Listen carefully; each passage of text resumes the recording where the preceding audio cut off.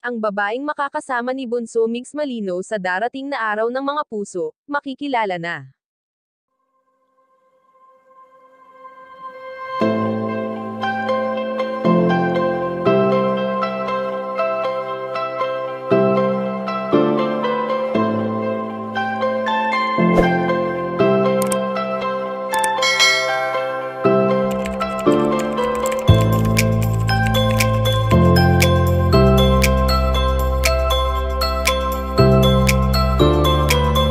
Alam naman natin na malimit magbakasyon ngayon si Bunso Mix Malino, hindi lamang sa Pilipinas kundi maging sa ibang bansa.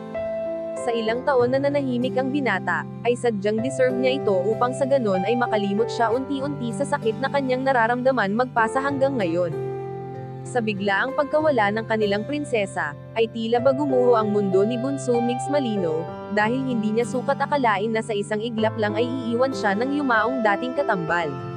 Matatandaan na noon pa man ay puro kilig ang hatid sa ating ng tambalang momigs, na kahit sa anumang videos nila na kanilang ina-upload noon sa kanilang YouTube channel, ay talagang marami ang sumusubaybay noon.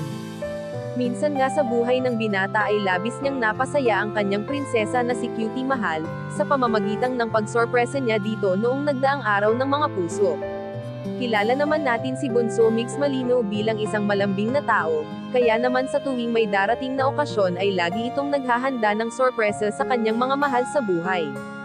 Sa ngayon ay ayon sa aming impormasyon na nakalap na makikilala na natin ang babaeng makakasama ni Bunso Mix Malino sa darating na Valentine's Day, bagamat walang ibang kapareha ang binata kaya naman mas ninanais na lamang nito na makasama si Nanay Belen na tanging minamahal niya.